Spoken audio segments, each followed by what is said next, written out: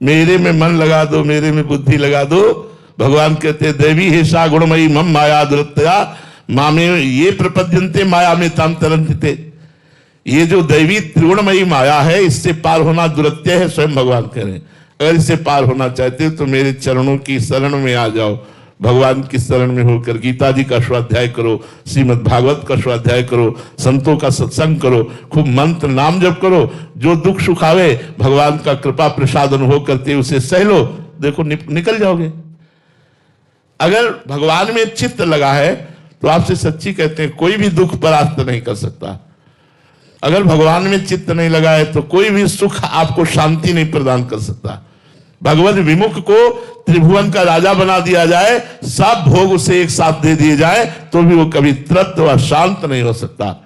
और भगवत शरणागत भगवत चिंतन करने वाले को एक साथ दुनिया के सारे दुख दे दिए जाए तो भी वह शांत नहीं हो सकता, क्योंकि भगवान आनंद समुद्र उसके हृदय में स्थित होकर के वो सामर्थ्य देते हैं जिससे वो सब दुखों को भूल जाता है।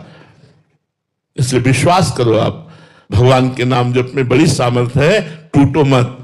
देखो ऐसा नहीं कि हम केवल प्रवचन कर रहे हों, कैसा दुखमय जीवन है, लेकिन आपसे सच्ची कहता हूं मुझे एक मिनट भी कभी दुख का अनुभव नहीं होने देते प्रभु।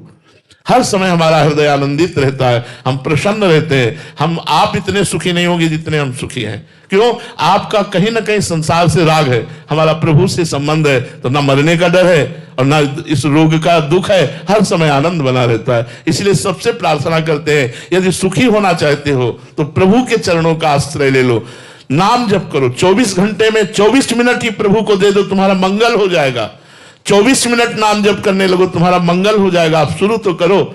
अब आप शराब पिएंगे, मांस खाएंगे, गंदे आचरण करेंगे तो आप दुर्गति को प्राप्त होंगे, अशांति को प्राप्त होंगे, चिंता भय शोक ये आपको ग्रसित कर लेंगे, आप डिप्रेशन में चले जाएंगे, ओवर थिंकिंग इतनी बढ़ जाएगी कि आप शांत नहीं रह पाएंगे। इसलिए नाम जप करो, पवित्र भोजन करो, गंदे भोजन का त्याग करो, आप देखो शांति मिलने लगेगी, हृदय शांत हो जाएगा।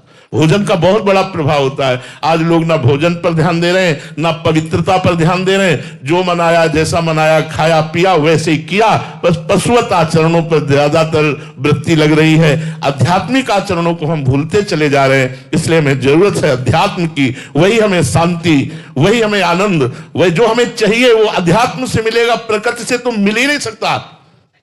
परमात्मा का अंश प्रकृति भोग से कभी सुखी नहीं हो सकता। जब तक वो परमात्मा में नहीं लगेगा तब तक सुखी नहीं हो सकता। और ये इंद्रियां प्रकृति की तरफ ही आकर्षित करती हैं, बस यही समस्या है। इसी समस्या को सुधार लिया जाए तो माया पर विजय प्राप्त हो जाएगी, और वो है भगवान का नाम, भगवान के गुण, भगवान की लीला, चरित्रों का गायन श्रवण, भगवान के संतों का संग। इससे बहुत जल्दी लाभ मिलेगा, बहुत जल्दी लाभ मिलेगा।